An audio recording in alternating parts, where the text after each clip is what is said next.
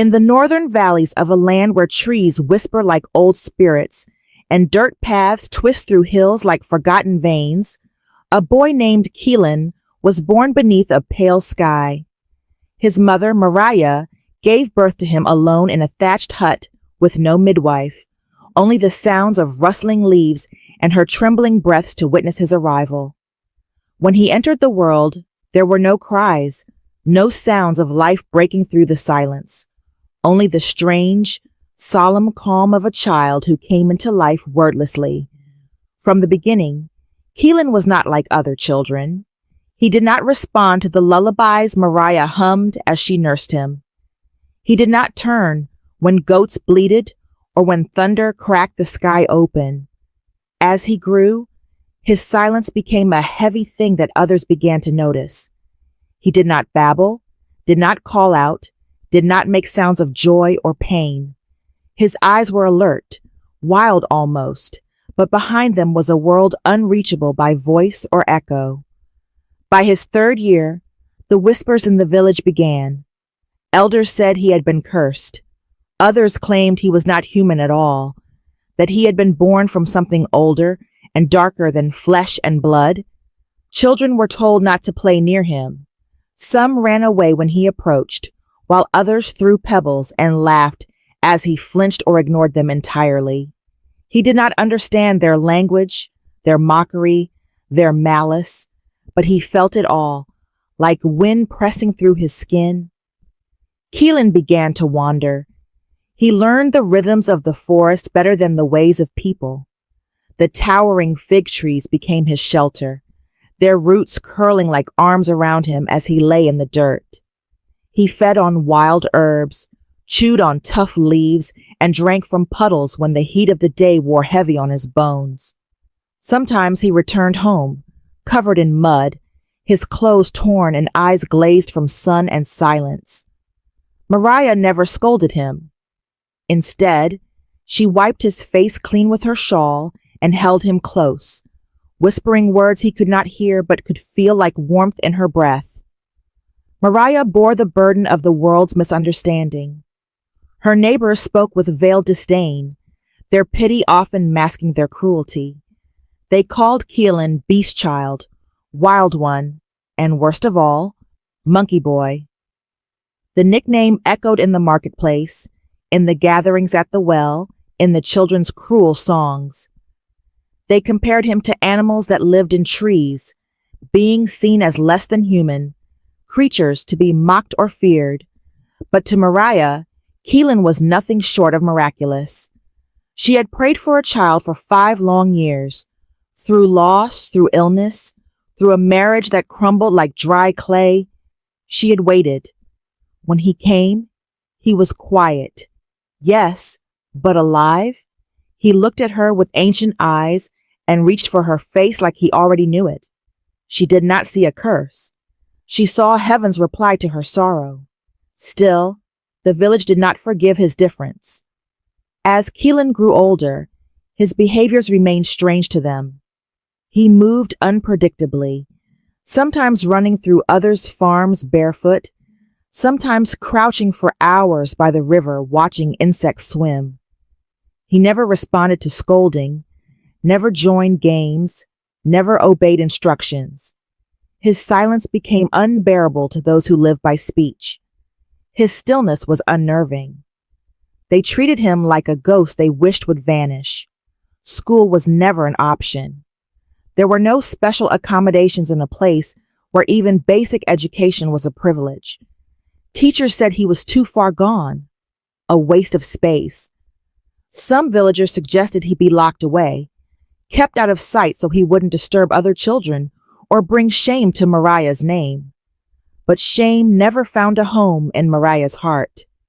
Each morning she bathed him in a basin by the doorway and dressed him in clean, if worn, clothes.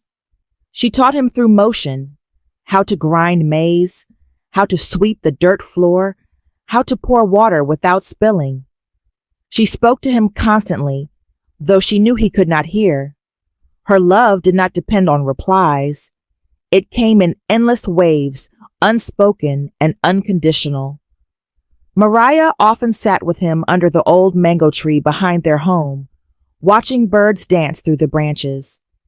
She studied him the way one might study the stars, not always understanding, but always in awe. She noticed how he stared at clouds, how his fingers moved in rhythms only he could feel, how sometimes he smiled for no reason at all. She began to believe he lived in a world that overlapped with theirs, but more beautiful, more peaceful. Still, life was hard. Mariah struggled to feed him on most days. She worked in nearby fields when she could, but wages were meager and her body was often tired. There were days when they shared one meal, sometimes none. At night, Keelan would sleep curled next to her on a thin mat, his breath rising and falling softly, the only sound that marked his presence in the darkness. She feared the future. What would happen to him when she was gone? Who would love him as she did? Who would protect him from a world that had already written him off? Hope came from an unexpected place. One afternoon, a group of strangers arrived in the village. They carried cameras and questions and kind eyes that didn't flinch when they saw Keelan crouched in the field, dirt smeared across his chin. They asked about him, not out of judgment, but genuine curiosity. Mariah, cautious at first, explained her son's silence, his nature, his life. The strangers listened. They returned days later with the vehicle. They wanted to take Keelan to see a place where children like him lived and learned. A school, they said. A center. Mariah hesitated, her mind clouded with fear. She had heard rumors of cruel people who used children for money, locked them away in cages, sold images of their suffering to outsiders. But there was something different about these people. They brought food, blankets, a mattress. They sat with her, not above her, and explained their vision, a chance for Keelan to be seen, not as a monster, but as a person. She agreed, and so began the journey. Keelan had never been in a car. When the engine rumbled to life, he gripped the window frame wide-eyed. Trees flew by in blurs. Clouds moved faster than ever before. He pressed his face to the glass, watching the world unfold in motion. He didn't speak, but his wonder spoke louder than words. The road ahead was long, both in distance and in meaning. This was the first step out of the shadows, a step toward recognition, toward humanity, toward heaven. The road that stretched out before them was long, winding through landscapes unfamiliar to both Keelan and his mother, Mariah. It was not just a physical road, but a symbolic one, a departure from all they had known, and a slow turning away from the isolation that had defined their lives for years. Mariah sat silently in the back of the vehicle, her arm resting across Keelan's lap as he pressed his face to the glass. His fingers traced the patterns of dust and condensation, mesmerized by the blur of trees, rooftops, and people outside. He had never traveled far beyond the boundaries of their small village. The car itself was a new experience, a world within a world, moving faster than anything he had ever known. The feeling of motion, the hum of the engine, the invisible wind that played through the cracks in the window. All of it was a revelation to him. To Mariah, the journey brought a storm of emotions. With every mile, the weight in her chest shifted. She had spent years defending her son from ridicule, from the cruelty of neighbors, from the sharp edge of misunderstanding. This journey offered something strange and fragile. Hope. But hope, she knew, could be dangerous. It could bloom too fast, and when crushed, it hurt more than silence ever could. They traveled for hours before stopping in a modest town along the way. Mariah had never seen buildings so tall, nor lights that glowed even after sunset. The strangers, the team that had offered to help, brought them to a small guest house. For the first time in her life, she slept in a bed that was not stuffed with grass. Keelan, after examining the space in wide-eyed wonder, curled up at her side, his head resting against her shoulder. The next morning, they bathed, dressed, and continued on. Throughout the journey, Keelan's curiosity never faded. He peered into the mirrors, at times giggling silently at the reflection that mimicked his movements. He stared at the sky, watching clouds bend and roll. The world was a puzzle, and he was slowly learning its pieces. As the vehicle approached the gates of the Ubana Community Center, the air seemed to shift. The compound was wide and open, with shaded trees, brightly painted buildings, and laughter drifting from corners where children played. It was a place built on understanding, a haven for those whose differences had made them outsiders elsewhere. Keelan stepped out of the car cautiously.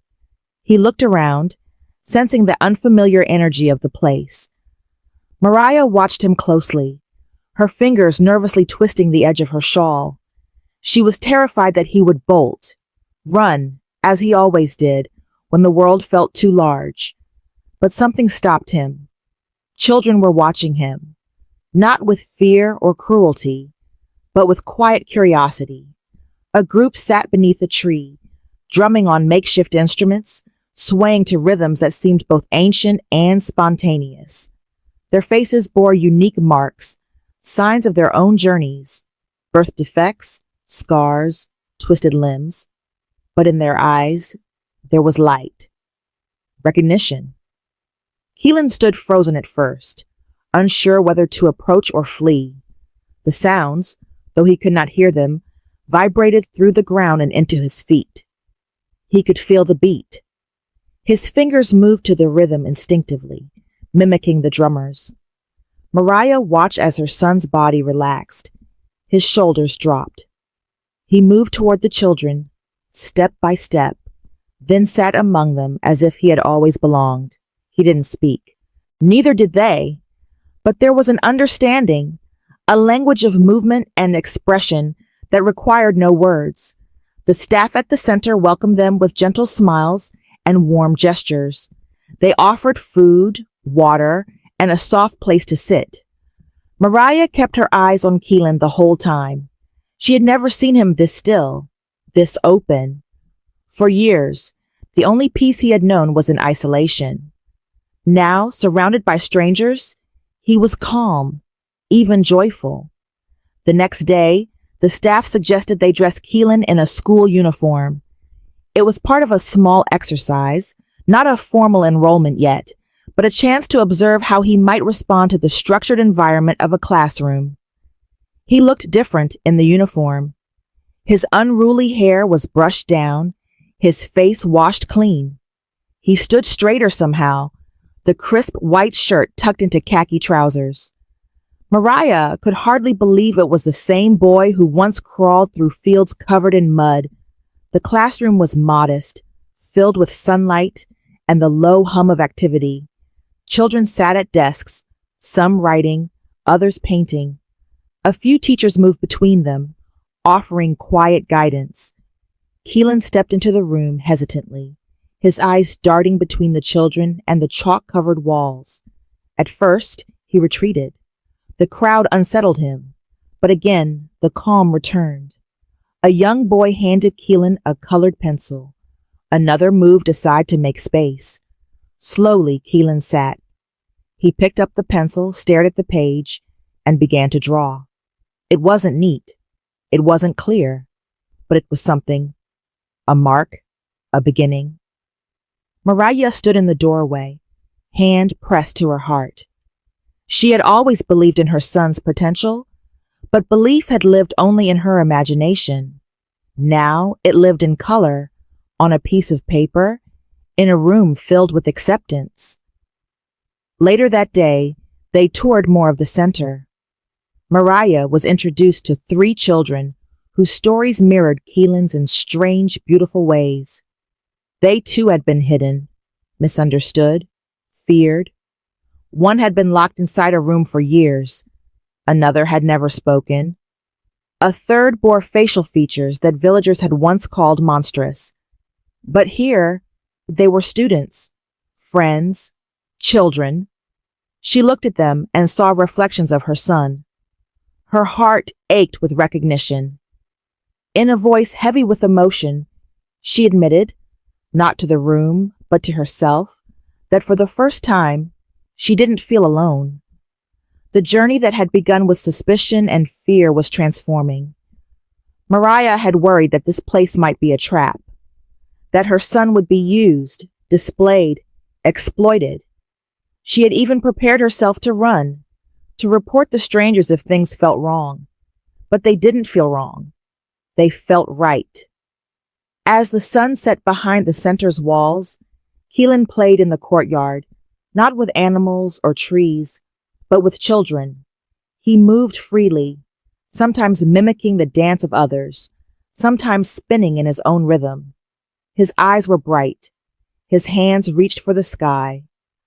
Mariah knew then that they had crossed an invisible line. They had left the world of shame behind. Ahead of them lay something new, uncertain, yes, but full of promise. This was no longer just a visit. This was a beginning. Keelan's days at the center became a quiet revelation. He had not spoken a single word, yet he had begun to say so much. In the mornings, he would wake before his mother, drawn to the sunlight that filtered through the thin curtain of their small guest room. He'd sit cross-legged on the floor, staring into the beam of light like it was some secret only he could understand. His fingers often moved through the dust particles dancing in the air, tracing invisible shapes, lost in a world far from noise. For the first time in his life, he had a routine. There was breakfast served on time, warm meals that filled his belly instead of grass or wild roots. There was water he didn't have to search for, and a bed he didn't have to share with the cold floor. But more importantly, there was rhythm to each day, predictable, structured, and soothing. The teachers at the center took a slow approach with Keelan. They didn't force him to speak or learn the alphabet like the others. Instead, they observed. They watched how he interacted with colors, how he responded to patterns, how he mimicked the music he couldn't hear but could feel. One teacher noticed that Keelan moved differently when drums played, even though sound never reached his ears. The vibrations would pulse through the wooden floor, into his feet, and up into his spine. He would sway, almost instinctively, aligning his movements with the beat, as if the rhythm was built into his bones. Slowly, they began to use this to teach him, tapping gently on surfaces, using repetition and visual cues to create a language of action and response. Though Keelan never made a sound, he began to communicate. He would take a teacher's hand and guide it toward something he wanted. He would tap twice on his chest to show excitement. He would shake his head or avert his eyes to say no. Over time, a basic system emerged, not with grammar or syntax, but with gestures, eye contact, presence. It was the first time anyone had tried to understand his way of speaking, instead of forcing him to adopt theirs. Mariah watched his transformation with a mixture of awe and grief. She mourned the years he had spent hiding, the chances he had never been given. But more than anything, she felt pride swell inside her, so big it nearly ached. She had always believed he was capable. But seeing it unfold before her eyes brought her a joy she didn't know how to carry. Each day, she sat with the other mothers, women who had carried similar burdens, who had feared similar futures for their children. They spoke in soft tones, trading stories of shame turned into strength. For the first time in her life, Mariah did not feel like an outsider.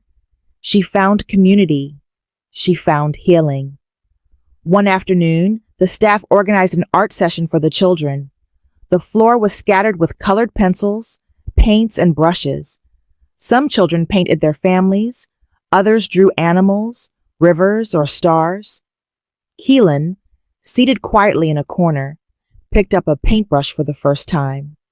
His strokes were wild at first, splashes of blue and green, overlapping lines and frantic shapes. But then something slowed in him. He dipped his brush in red, then yellow, and painted a wide, round face. 2 dark circles for eyes, a curved line for a smile, a stick figure body next to a much smaller one, both holding hands. Mariah wept when she saw it. He had painted them. She had no way of knowing if he had intended it. There was no signature, no confirmation. But deep inside, she knew. It was the first image he had ever created, and in it was a voice more powerful than any word he might have spoken. News of Keelan's progress spread throughout the center. Visitors came. Teachers studied his case, fascinated by how he adapted. He was not the only one thriving. Other children had begun to blossom as well, inspired by his presence, by his quiet determination. But beyond the school walls, the world remained unchanged. Back in the village, people still whispered. Some said Mariah had sold her son. Others claimed he had been taken by foreigners to be used in some cruel way. There were rumors of money, of secrets, of betrayal. Mariah heard the rumors when she returned briefly to gather a few of their belongings. She said nothing. Her silence was not submission, but wisdom. The truth, she had learned, was not always worth shouting. Sometimes it was enough to live it. When she returned to the center, she brought with her a small bundle, a hand-woven bag containing Keelan's childhood drawings, scratched on tree bark, a faded picture of her mother, and a pair of worn sandals. These were the artifacts of a life they were slowly leaving behind. She placed the bag by her bedside, not as a reminder of hardship, but as proof of how far they had come. Weeks passed, and Keelan grew more confident. He began to approach the drums himself, pressing his palms flat against the surface to feel the sound from within. He joined others in the garden, tending plants and carrying water. He helped set the table during meals. He even began to make friends, not in the way typical children did, but in his own quiet, loyal way. He would sit beside another child and simply be. No words, just presence. That was enough. For the first time in his life, he was no longer a boy on the outside. He was part of something, not a burden to be managed, but a soul to be included. This silent boy, once called monkey and curse, had become a mirror in which others saw their own biases. He was not broken.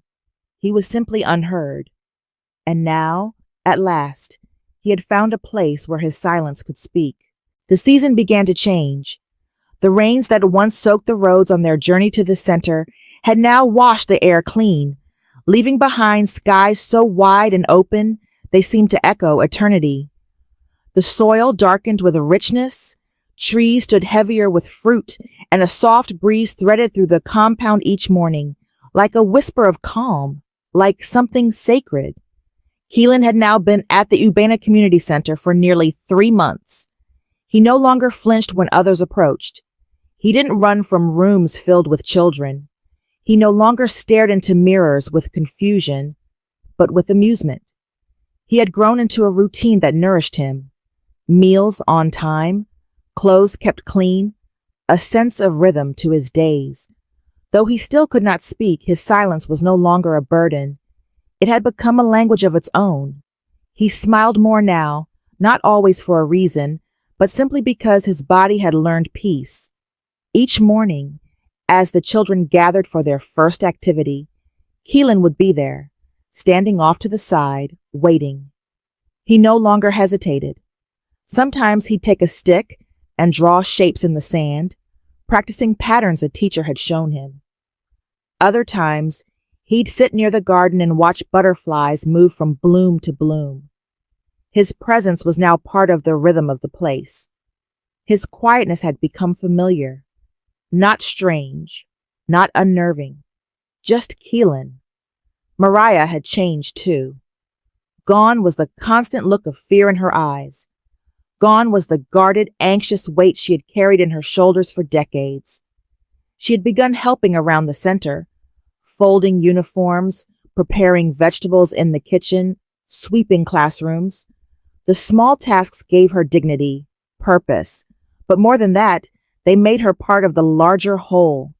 She had friends now, other mothers who understood her grief, who knew what it meant to fight for a child no one else believed in.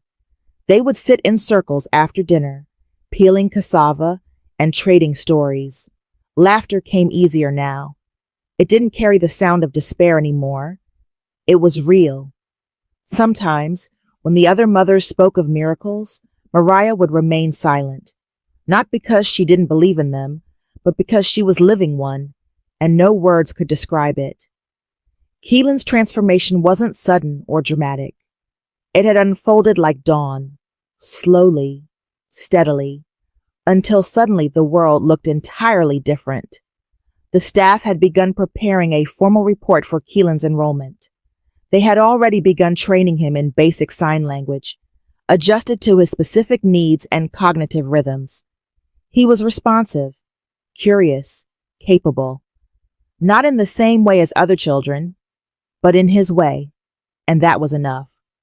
One teacher said he had the gift of understanding without words. He could sense sadness in others. He would move close to children who were having a hard day, sometimes offering them a flower, or simply sitting nearby without judgment or question. His empathy came not through speech, but through stillness, and sometimes that was more powerful. One particular afternoon became a turning point. It was Visitors' Day, a day when local government officials, community leaders, and potential donors came to observe the center. There was a small performance by the children, singing, drumming, short skits. Mariah helped dress Keelan in his cleanest uniform. His sandals, still worn from the village, were the only sign of his old life, but she didn't mind. She saw them as a reminder of how far he had come. The courtyard filled with people. Cameras flashed, voices mingled. Keelan stayed near the back, holding a wooden block painted with his name. When his group was called forward, he stepped up, not entirely steady, not overly confident, but with purpose. He stood with the other children, mimicking their gestures, clapping when they clapped, moving to rhythms he couldn't hear but somehow understood. He didn't perform for applause. He performed to belong, and that made it beautiful. After the presentation, visitors mingled with the children. One official approached Keelan, bending low to shake his hand. Keelan looked at the hand, then slowly reached out, held it, and smiled. Not a big smile, just a quiet, soft curling of the mouth, enough to melt every assumption that man had likely brought with him. Later, Mariah was asked to speak, not on a podium, but in a small group of parents and donors. She spoke slowly, her voice shaking, but not with fear, with emotion. She recounted how her son had once been mocked and called a beast, how villagers said he was cursed, how she had almost given up hope. But now, she said, she had seen heaven. Not in the clouds, not in a temple, but in a classroom where her son sat among others and was treated not as an oddity, but as a child. Her child. A human being. Her words were simple, but they lingered in the hearts of everyone who heard them. That night, as stars lit the wide sky above the center, Keelan sat near the mango tree, his back against the trunk, his head tilted upward. The other children had gone to sleep, but he remained, as if waiting for something. Mariah joined him quietly, wrapping a shawl around her shoulders. She didn't speak. She knew she didn't need to. She simply sat beside her son and breathed the same air, listened to the same night. Keelan reached for her hand. It was a simple gesture. No grand speech, no sudden miracle. Just fingers curling around fingers, holding tight. And in that moment, all the names they had once called him, beast, monkey, cursed, broken, dissolved into the night air. Because he was not any of those things. He was from heaven, after all.